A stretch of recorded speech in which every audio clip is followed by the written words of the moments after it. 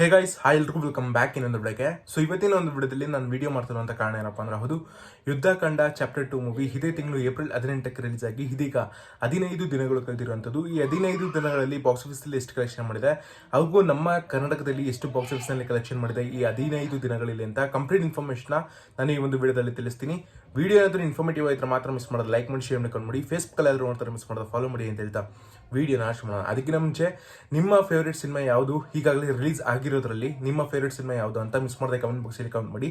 ಆದರೆ ನಾನೊಂದು ಸಿನಿಮಾ ಅದು ಬಾಕ್ಸ್ ಆಫೀಸ್ನ ಕಲೆಕ್ಷನ್ ವಿಚಾರವಾಗಿ ನಿಮಗೆ ತಲುಪಿಸ್ತೀನಿ ಅಂತ ಹೇಳ್ತಾ ವಿಡಿಯೋನ ಶುರು ಮಾಡೋಣ. ಮತ್ತೆ ಒಬ್ರು ಕಮೆಂಟ್ ಬಾಕ್ಸಲ್ಲಿ ಕಮೆಂಟ್ ಮಾಡಿದ್ರೆ ಏನಪ್ಪ ಅಂದರೆ ರೆಟ್ರೋ ಸಿನಿಮಾದ ಬಗ್ಗೆ ಬಾಕ್ಸ್ ಆಫೀಸ್ನ ವಿಚಾರವಾಗಿ ವಿಡಿಯೋ ಮಾಡಿ ಅಂತ. ಆ ಒಂದು ಸಿನಿಮಾದು ಕೂಡ ಇದೇ ಒಂದು ವಿಡಿಯೋದಲ್ಲಿ ಕೊನೆಯದಾಗಿ ತಿಳಿಸ್ತೀನಿ ಅಂತ ಹೇಳ್ತಾ, ಸೊ ಈಗ Yuddhakanda chapter 2 movie box ಆಫೀಸ್ನ collection ವಿಚಾರಕ್ಕೆ ಬಂದರೆ, ಈ ಒಂದು ಸಿನಿಮಾ ರಿಲೀಸ್ ಆಗಿ 15 ದಿನಗಳು ಕಳೆದಿರುವಂಥದ್ದು.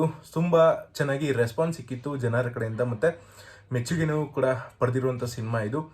ಒಂದೊಳ್ಳೆ ಮೆಸೇಜ್ ಕೊಟ್ಟಿರುವಂಥ ಸಿನಿಮಾ ಇದು.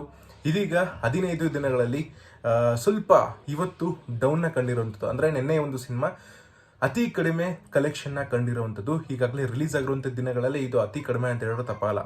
ಸೊ 14ನೇ ದಿನ ಈ ಒಂದು ಮೂವಿ ಕಲೆಕ್ಷನ್ ಮಾಡಿರುವಂಥದ್ದು 20 ಲಕ್ಷದಷ್ಟಾಗಿದ್ರೆ, ನಿನ್ನೆ ಅಂದರೆ 15ನೇ ದಿನಕ್ಕೆ ನಿನ್ನೆ ಈ ಒಂದು ಸಿನಿಮಾ ಕಲೆಕ್ಷನ್ ಮಾಡಿರುವಂಥದ್ದು ಬರೀ 4 ಲಕ್ಷದಷ್ಟಾಗಿರುತ್ತೆ. ಹೌದು, ಈ ಒಂದು ಸಿನಿಮಾ 78% ಅಷ್ಟು ಡೌನ್ನ ಕಂಡಿರುವಂಥದ್ದು ನಿನ್ನೆ.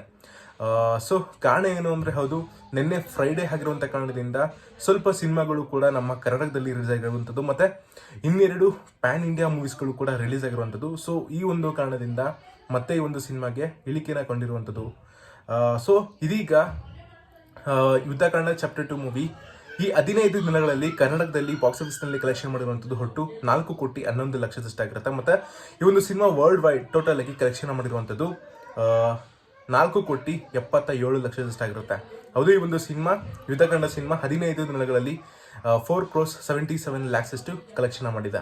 ಇನ್ನು ಈ ಒಂದು ರೆಟ್ರೋ ಸಿನಿಮಾದ ಬಾಕ್ಸ್ ಆಫೀಸ್ನ ಕಲೆಕ್ಷನ್ ವಿಚಾರಕ್ಕೆ ಬಂದರೆ, ಹೌದು, ರೆಟ್ರೋ ಸಿನಿಮಾ ತಮಿಳ್ನಾಡಿನ ಸಿನಿಮಾ ಇದಾಗಿರುತ್ತೆ, ಮತ್ತು ತಮಿಳ್ ಲ್ಯಾಂಗ್ವೇಜಲ್ಲಿ ಈ ಒಂದು ಸಿನಿಮಾ ಮೇಜರ್ ಆಗಿ ಬಂದಿರುವಂಥದ್ದು. ಈ ಒಂದು ಸಿನಿಮಾ ಇನ್ನು ಮಿಕ್ಕಿದಂಥ 4 ಲ್ಯಾಂಗ್ವೇಜ್ಗಳಿಗೂ ಕೂಡ ಡಬ್ ಆಗಿರುವಂಥದ್ದು. ಹೌದು, ಈ ಒಂದು ಸಿನಿಮಾ ಪ್ಯಾನ್ ಇಂಡಿಯಾ ಸಿನಿಮಾ ಇದಾಗಿರುತ್ತೆ. 5 ಲ್ಯಾಂಗ್ವೇಜ್ಗಳಲ್ಲಿ ಈ ಒಂದು ಸಿನಿಮಾ ರಿಲೀಸ್ ಆಗಿದ್ದು.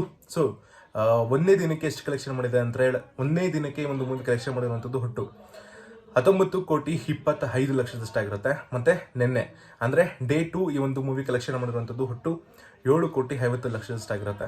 ಹೌದು, ರೆಟ್ರೋ ಸಿನಿಮಾ ಇದೀಗ ರಿಲೀಸ್ ಆಗಿ 2 ದಿನಗಳಲ್ಲಿ ಟೋಟಲ್ ಆಗಿ ಬಾಕ್ಸಸ್ನ ಕಲೆಕ್ಷನ್ ಮಾಡಿರುವಂಥದ್ದು ವರ್ಲ್ಡ್ ವೈಡ್ ಎಷ್ಟಪ್ಪ ಅಂದರೆ 26,75,00,000ದಷ್ಟಾಗಿರುತ್ತೆ. ಹೌದು, ರೆಟ್ರೋ ಸಿನಿಮಾ 2 ದಿನಗಳಲ್ಲಿ 26,75,00,000 ಅಷ್ಟು ಕಲೆಕ್ಷನ್ ಮಾಡಿದೆ.